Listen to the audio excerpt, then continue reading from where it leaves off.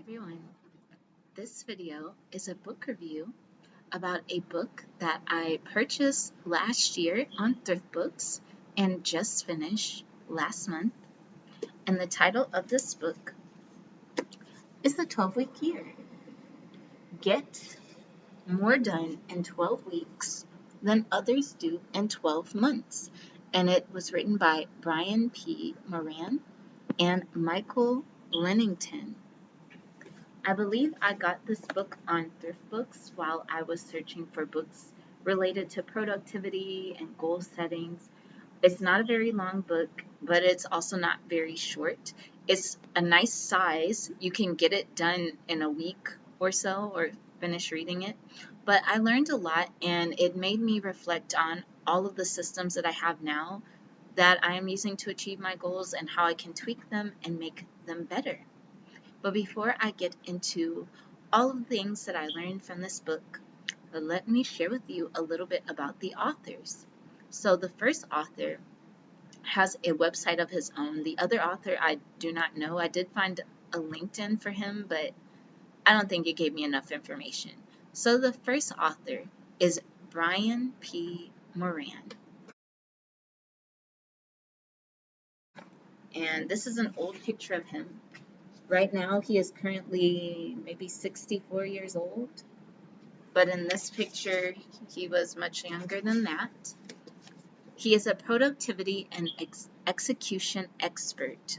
He's a motivational keynote speaker, widely recognized leadership thought leader, and New York Times best-selling author. Brian P. Moran has over 30 years of expertise as a CEO, corporate executive, entrepreneur, consultant, and coach.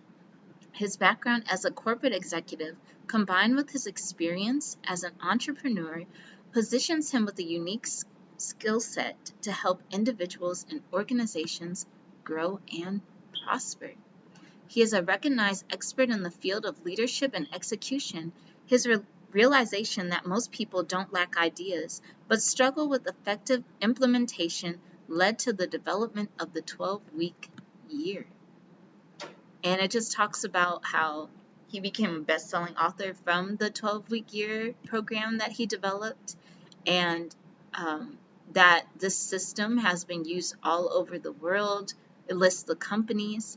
On his website, he has like pages for training and other things. So he's a very successful man. He's still working because, there's never a deadline on when you're ever going to not have a goal. So I think that's really cool that he's still in the business.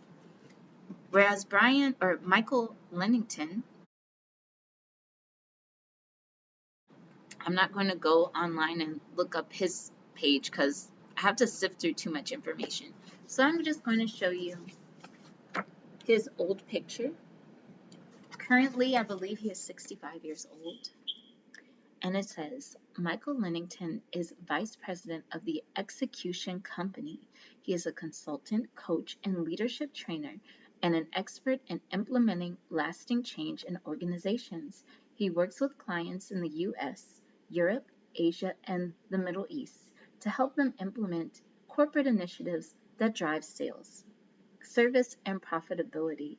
Michael holds a BS from Michigan State University and an MBA from Ross School of Business at the University of Michigan. He lives with his wife Kristen and their children in northern Michigan. So that is a little bit about the two authors. And I really like when two or more successful people collaborate because they always make very interesting products and projects and give interesting and dynamic results. So this book, The 12-Week Year, was published how many years ago? In 2013. So it is literally a decade old.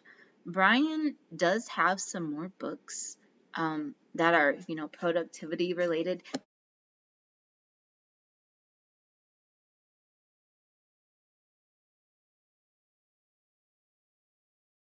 He also has special 12-week yearbooks that he's catered for certain people, like he has a 12-week year for writers.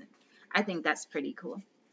So the gist of the 12-week year is that instead of doing a New Year's resolution, you basically condense your resolutions into 12 weeks instead of 12 months. So each week basically represents a month. And I really liked that idea when I read the premise of the book, because they truly outline how you can do this system.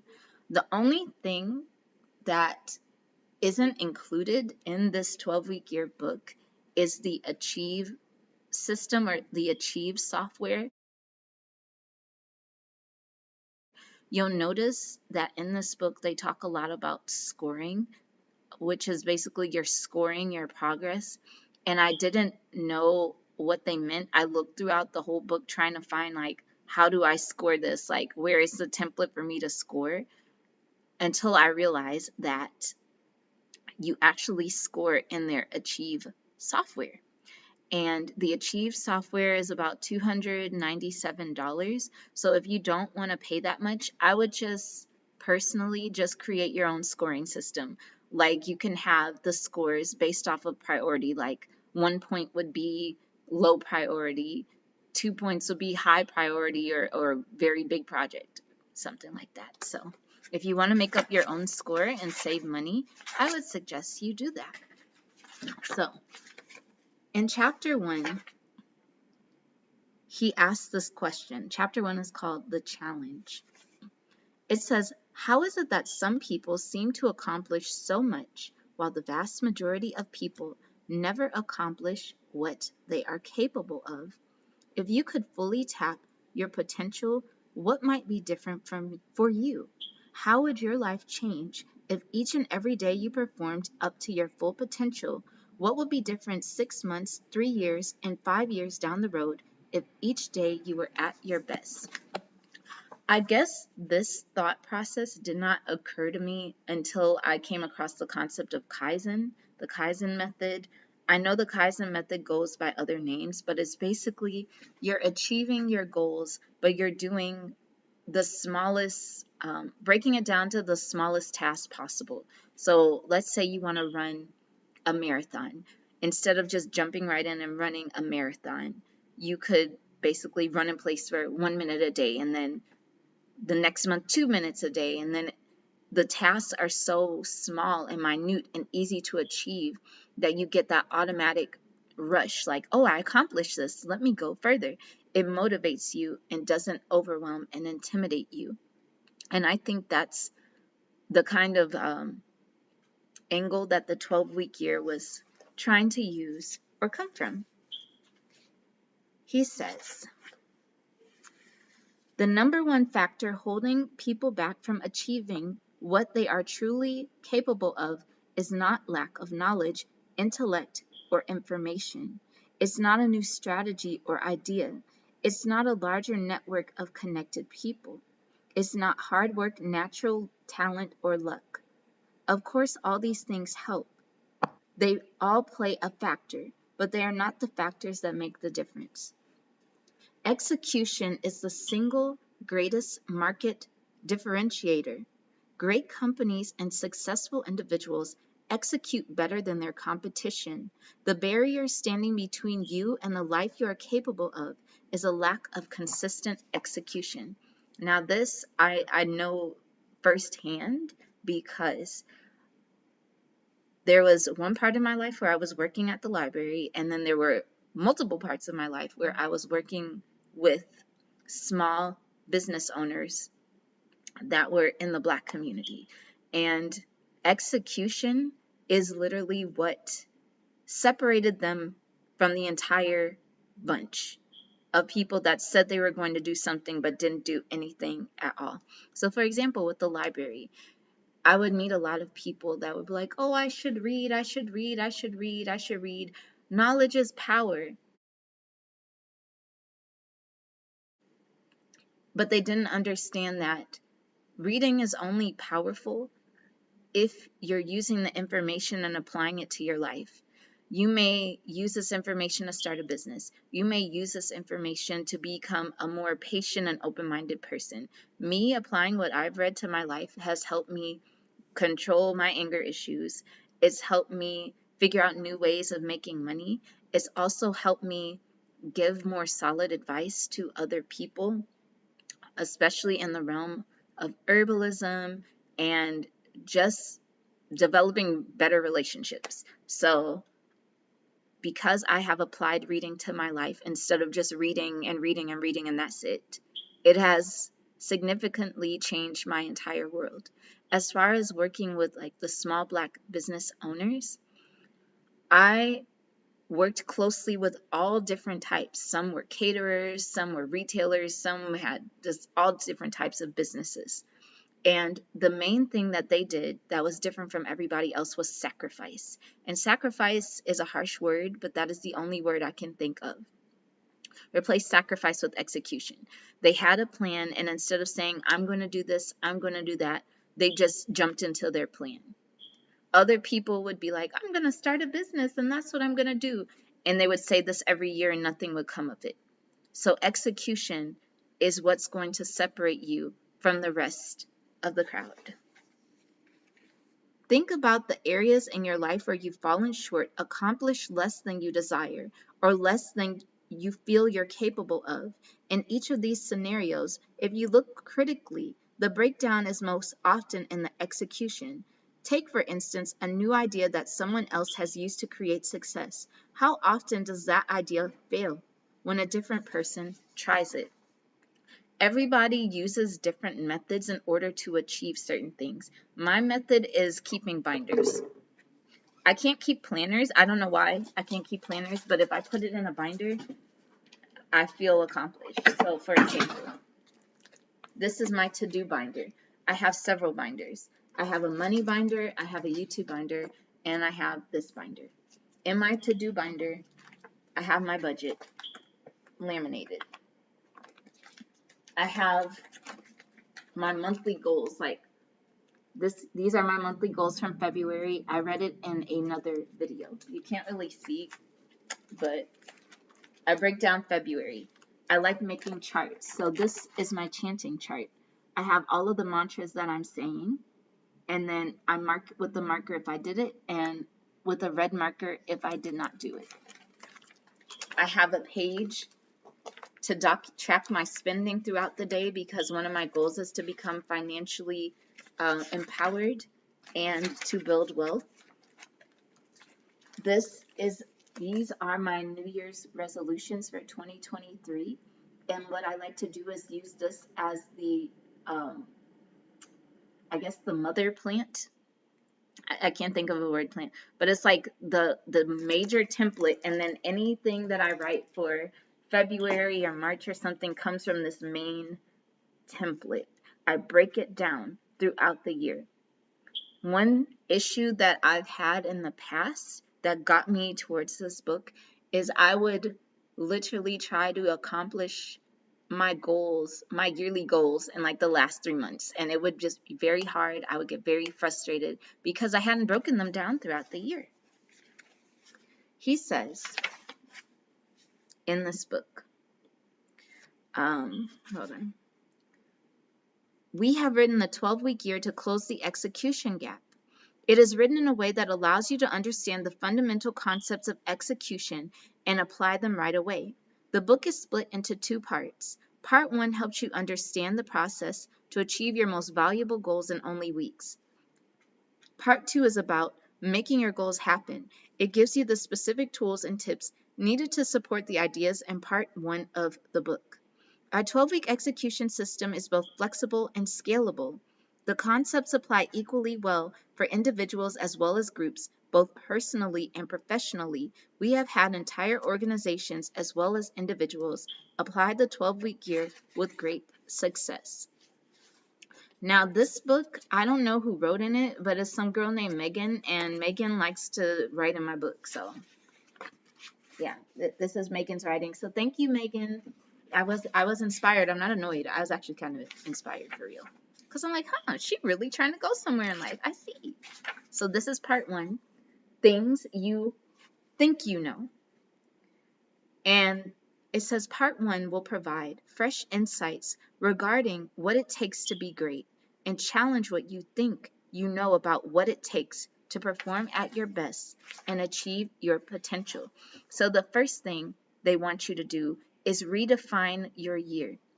They don't want you to think of your year as January through December. They want you to think of your year in 12 weeks. We think of it in months, and when we think of things in months, we think we have more time. But if you think of things in weeks, it basically accelerates your progress, because now it's like, okay, 1 week has passed. Okay, I got 11 more weeks to go. Whereas when it's 1 month, it's like, oh, well, I got 11 more months. I learned that the hard way with my Kwanzaa book. I had a whole year to do this book. And why was my major progress the last 2 months of it? Yeah, never again. Never, ever, ever, ever again. I was stressed as F. So, if you are like me and you're a procrastinator, then I think you will like some of these tips that I'm about to give to you. So he says, discard annualized thinking. At the heart of annualized thinking is an unspoken belief that there is plenty of time in the year to make things happen. In January, December looks a long way off. Think about it. We begin the year with big goals, but by the end of January, we usually find ourselves slightly behind where we need to be. While we're not certainly pleased, we're not too worried because we think to ourselves, I've got plenty of time. I've got 11 more months to catch up. No, you don't. You got 11 more weeks, sir or ma'am. But you don't know that because you're not in the 12-week year yet. So they say, we lack a sense of urgency, not realizing that every week is important, every day is important, every moment is important. Ultimately, effective execution happens daily and weekly. The fact is that every week counts, every day counts, every moment counts. We need to be conscious of that reality, that execution happens daily and weekly, not monthly and quarterly. He also mentions in this chapter that great things happen near the year end. Why do great things happen near the year end? Because we want to go out with a bang. We don't want to look at our year and realize that it was just like not up to par. That is literally what happened to me with my Kwanzaa book. I'm like, I may not have done all that I wanted this year, but goddamn, I'm going to finish this Kwanzaa book. I'm going to finish it. And when I tell you, when I finished it, I felt so much better about my year, even though I did not accomplish all of my goals. Just doing that one major project made it seem all worthwhile. So instead of feeling that way on a yearly basis, we can, by the end of the year, using the 12-week year system, look back and realize all of the wonderful things we achieved and all of the systems that we created. He says,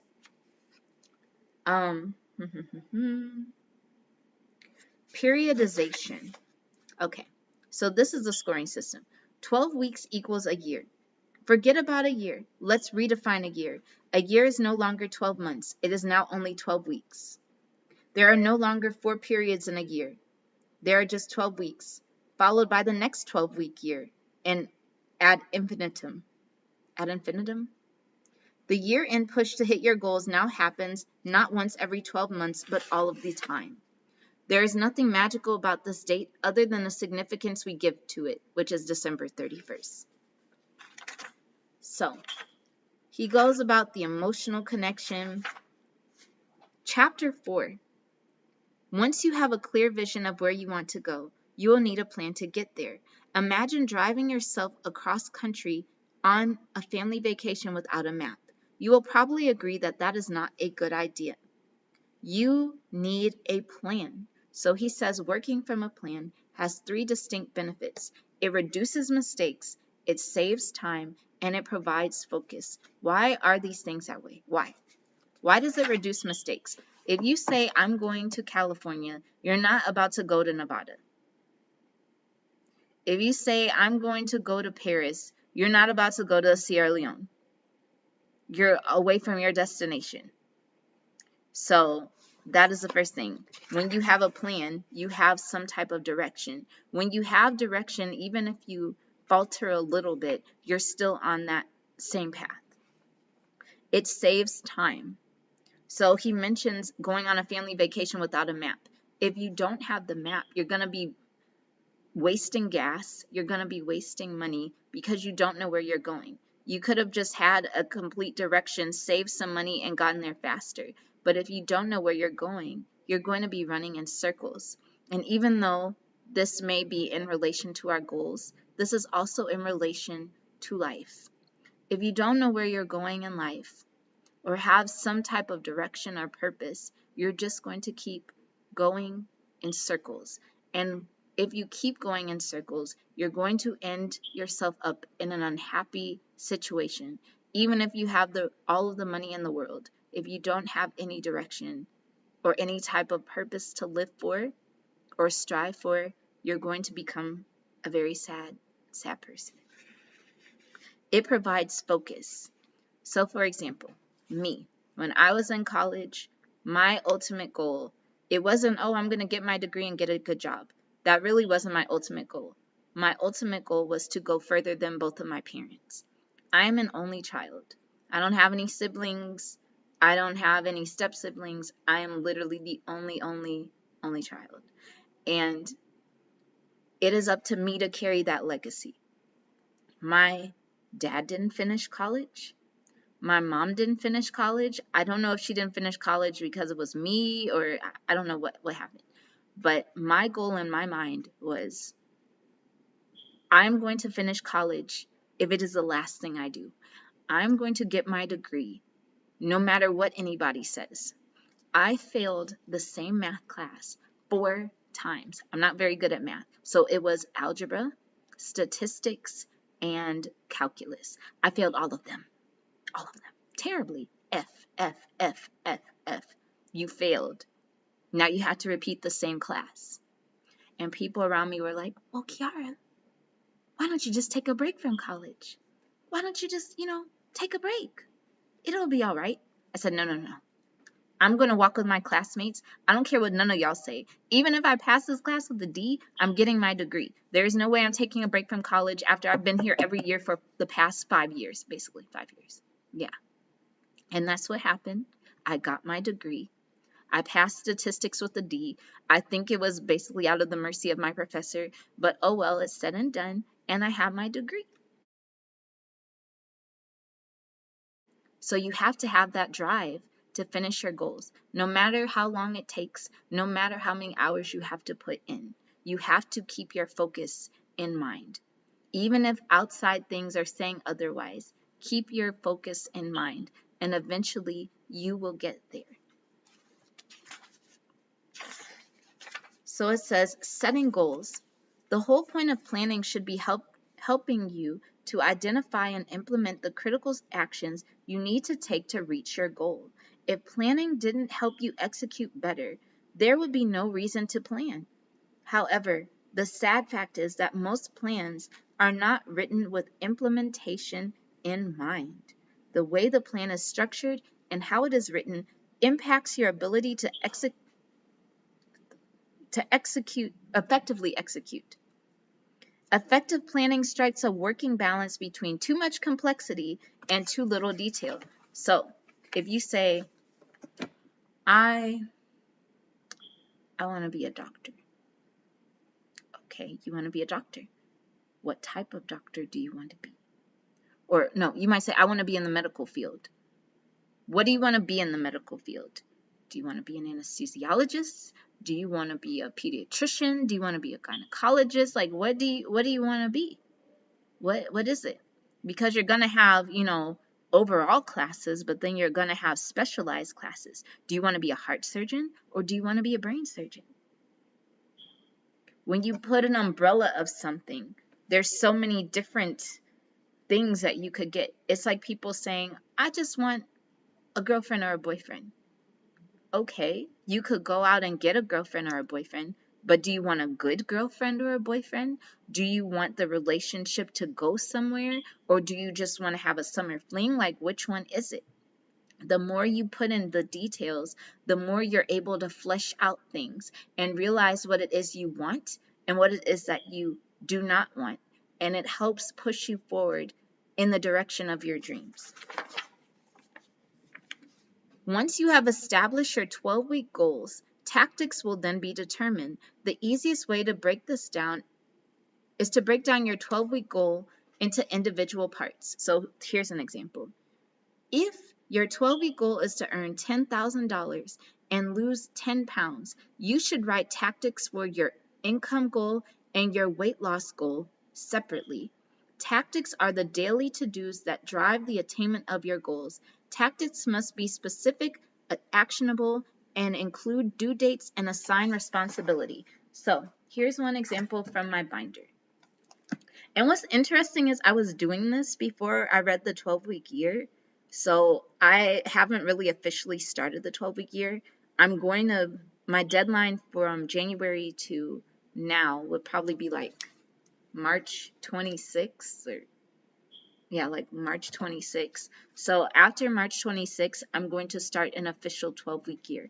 And if you want to join me with that, you can do that as well. But anyway, breaking down the goals. As I said, I have my New Year's goals. Then I have my monthly goals, which are taken from my New Year's goals. So my monthly goal right here, create 5 journals. This month, create 20 buttons. And I break these goals down by week. So I delegate tasks for each week. So this week, I'm supposed to create 2 journals. This week, I'm supposed to create 5 buttons. I have to submit 1 poem. I have to finish 1 illustration for my Martin Luther King book. And that way, by the end of the 12 weeks, my tasks are done. And it didn't require a lot of effort or pressure over me. The thing about this is you don't want to stress yourself out. You want to have fun and enjoy the process, but still keep things in a consistent flow.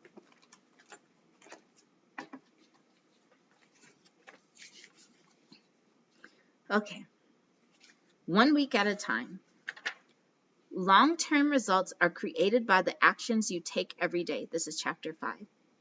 Sir William Osler, founder of Johns Hopkins School of Medicine, said that the secret of his success was living his life in day-tight compartments. There's also a quote in the first page which says, "The greatest predictor of your future are your daily actions." So, I'm going to skip to chapter 6, and it says measuring results. So he talks about scorekeeping. He says scorekeeping functions as a reality check, providing performance feedback and insight into your effectiveness. Now, as I stated earlier, their scorekeeping system is in their software, Achieve. But I think each of us has a certain personal scoring system. So some people score financially. Like they'll be like, I have to have this amount of money in order to be wealthy. Some people score based off of like pounds. They're like, okay, I need to keep this certain amount of pounds on me. I need to gain this certain amount of pounds, or I need to lose this certain amount of pounds. Other people score by age. Like me, I score by age. I'm like, by the time I'm such and such an age, I better have this done. I have that done. I know I'm not yelling at you. I'm mostly yelling at me. That's how I talk to myself. I'm like, girl, every year I do some type of reality check. I look back on the year and I'm like, did I do everything that I really could have done? Was I staying consistent enough? What made me quit and what motivated me to continue? And I look at these things, which are mentioned in this book. He said effective measurement removes the emotion from the evaluation process and paints an honest picture of your performance. The data is not concerned with efforts or intentions. It simply focuses on outcomes. Ultimately, you have greater control over your actions and over your results. If you are not hitting your goal, you need to know whether it is due to a flaw in the plan, content, or in execution. So how you do this is by a weekly scorecard. And when you have a weekly scorecard and you're measuring, you know if you are going up, if you're increasing, or if you are decreasing. Sometimes we don't know if we're failing at something or not getting further in something until the time comes and we realize we really haven't done anything. I feel like that's what my 2021 and 2022 were all like. Like, I spent 2021 just trying to get stability. And then when I had basic stability, 2022, I allowed myself to be filled with distractions. The only thing that kind of kept me on some type of consistency was doing the Millennials. But overall, I was just getting distracted. I was trying to fill my time with unnecessary things. I also almost fell into that habit this year. I was filling my time with a second unnecessary job because I just wanted money. I just wanted more money.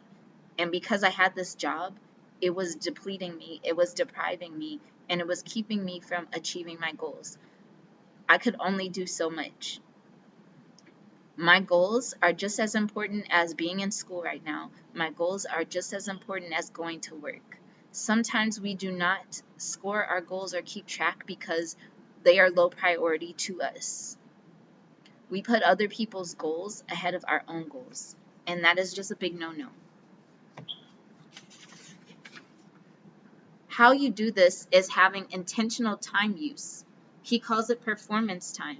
You have strategic blocks, and strategic blocks is a 3-hour block of uninterrupted time that is scheduled into each week. So me, I am off 3 days a week. And during those 3 days a week, I work on my goals. And then the other 4 days of the week, I work on my boss's goals, which are kind of related to mine, but I go to work. So I'm helping him with his dreams, and then I'm helping me with my dreams. You can't just give all of your physical and mental energy to a person or a company or something else and not build up yourself as well. You can't put 100 ducks in a basket for somebody else and then put -1 ducks in a basket for yourself. If you're going to do 100 baskets for one person or 100 ducks for one person, you need to do 1,000 ducks for yourself. Buffer blocks. Buffer blocks are designed to deal with all of the unplanned and low-value activities, like most email and voicemail that arise throughout a typical day.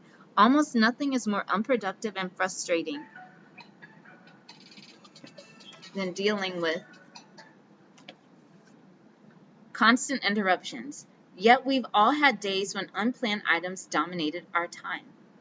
For some, one 30-minute buffer block a day is sufficient, while for others, 2 separate 1-hour blocks may be necessary. So you basically block out time for your goals. That's essentially what he's saying.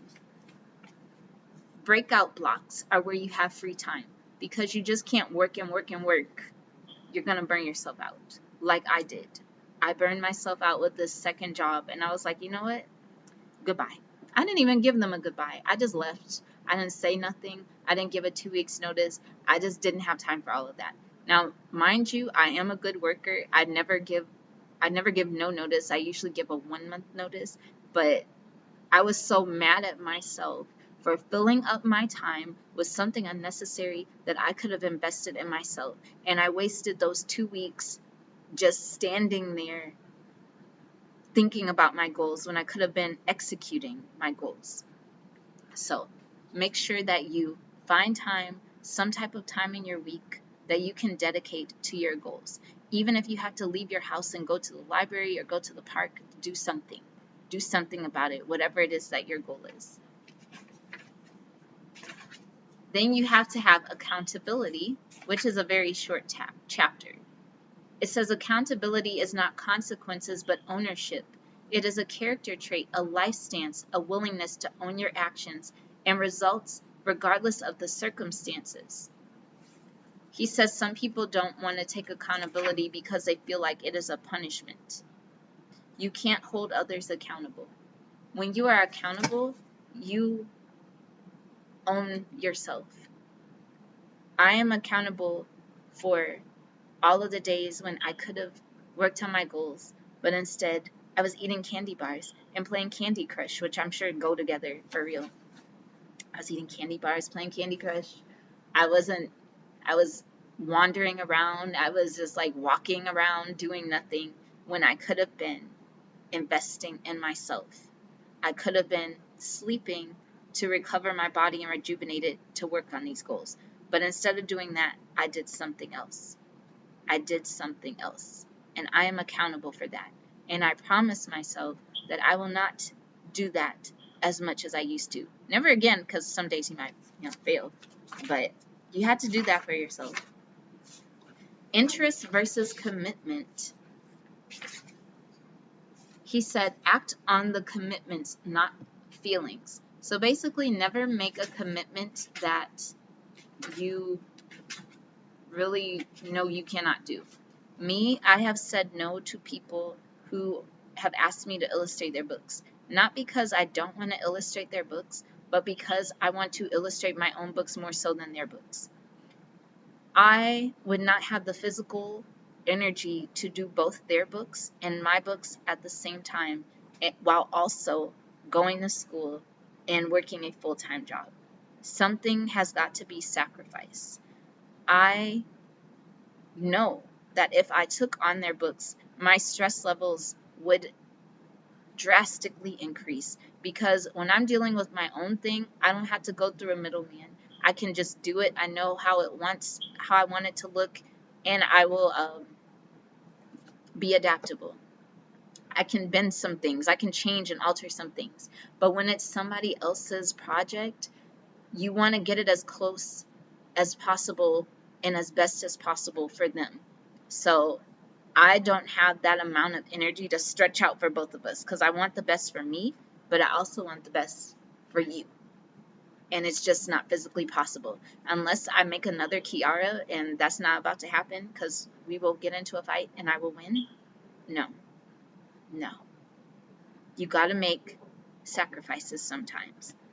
Don't start what you know you cannot finish, because you will stress yourself out and you will stress other people out. So, developing your 12-week plan. This is the last chapter I'm going to focus on, and then I'm going to just end the video because it's getting a little long. Develop your 12-week plan. First, you decide your goals. The goals you choose, you have to make them specific and measurable. Don't say, I want to be in the medical field. Say what it is you want to be in the medical field. Do you want to be a heart doctor? Do you want to be an anesthesiologist? What do you want to be? And then set a deadline for that. Well, that takes such and such amount of years of school, so that's such and such years from now. So by the year 20 something something, that is what I'm going to be. State them positively. So it says focus on what you want to happen that is positive. So don't be like, I want to be a brain surgeon because I just want to get out of poverty. You could say, I want to be a brain surgeon so I can significantly increase my wealth. That's a positive way of saying it. Ensure that they are a realistic stretch. So you're not going to become a brain surgeon in a year unless you're really motivated and really that smart and have that innate talent. On average, it's going to take some years. It's going to take some study. It's going to take practice. You might make mistakes along the way, and you're just going to have to really want to invest that time. You're going to lose nights of sleep from studying. You might have to sacrifice food because you are investing so much time and energy into your craft. Assign accountability. Nobody is going to stop you from becoming the brain surgeon that you want to become. Only you can stop you. Only you can. Only you can. The choices that you make can affect your future. If one college doesn't accept you, another college will. If your grades aren't that up to par, maybe you had to start from the bottom, get those grades back up, and then apply again. If you have a dream, it doesn't matter how long it takes. If you're actively working towards that dream, the universe will unfold for you, if that is what is for you. Be time bound. There is nothing like a deadline to get things started and keep them moving. My friend that moved to Chicago to become an acupuncturist, he worked in a health store for a few years, and he had the opportunity to own this health store. And he thought to himself, well, I'm such and such an age. Do I really want this to be my life? I have to do something. If I do this by the time I'm age such and such, I will be a licensed acupuncturist. And that is exactly what he did. He went to Chicago. He had nothing. He had nothing. He had maybe like a suitcase. He didn't know anybody there. He worked as a dishwasher. He worked like 3 jobs while going to school. And now he is a licensed acupuncturist after like 4 or 5 years. Isn't that amazing? Every single time, every single year he went to school, he would get a job that paid a little bit more and a little bit more and a little bit more. And he became very well versed in traditional Chinese medicine and very well versed in acupuncture. He had a dream for himself. He left behind this town and went somewhere else to become a new person. And the people around him started kind of falling out of his life, because he had a different mindset. Some of the people in my life I've fallen away from because I'm just like, I just cannot with you. You're not growing. You're staying stagnant. I cannot pull you up. I am not strong enough to pull you up. I can only inspire you so that some way, shape, or form you can pull yourself up. But that's what he means by time bound, with my own little spiel on it. Establish your goals. It says, it's now time to set your 12-week goal that aligns with your long-term vision and also represents greatness for you in and of itself. Get started by going back to chapter 13 to review your long-term and 3-year visions. So he did like what I did. You make an overall vision. His was 3 years, and then you break it down. So, okay, it's a 3-year vision. This year I do this. This year I do that. This year I do that. Decide on the progress that you are willing to commit in the next 12 weeks. Once you've decided your 12-week goal, record it. 12-week goals. So you list the 12-week goals. Then you have to say why your goal is important to you. Then after that, after you write out what is important for each goal, you break it down into weekly tasks. See this? Weekly tasks. I showed you that earlier. My goal for this year is to make at least 30 journals. And throughout the year, if I didn't do the 12-week year, if I wanted to make 30 journals, there's 52 weeks in a year. I could make 1 journal a week, and that would be great. And I would be done before the end of the year if I really wanted to do that in that way. So think of a goal. Some of you may want to, I'm trying to think what it is. Some of you may want to lose or gain weight because that's a very, very popular one. So how many pounds do you want to lose or gain? What foods do you have to eat? What are you eating? Maybe you need to start keeping a food journal of what you're eating on a daily, weekly basis. What foods can you incorporate into your life? Is it really food that's causing you to eat or not eat? Is it the people around you? Is it stressors? Do you live in a food desert? Maybe you have to get a new group of friends. Maybe you have to start doing different activities. It's just like the more you put in the detail, the more you will see what you have to either take on or what you have to sacrifice. Me, personally, what I have to sacrifice is I'm like, one day out of the week, I'm going to work on at least one of my books because this year I plan on coming out with 2 books. So I'm going to devote one day out of the week. I'm going to work on this illustration. I'm going to work on this editing, and I will have my book done. I'm not about to be rushing at the end of the year. My Martin Luther King book has a deadline for August. So these first few months are all about illustration. The layout, the writing is already done. The layout is not done. I haven't even started that. The main priority are illustrations, and that is what my focus is on right now.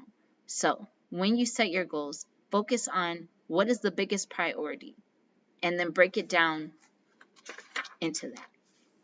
What actions will you struggle with, and what will you do to overcome these struggles?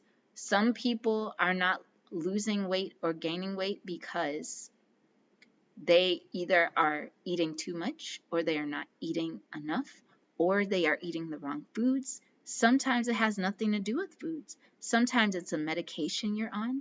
Other times it's your thyroid gland. Other times it might be stressors in your life.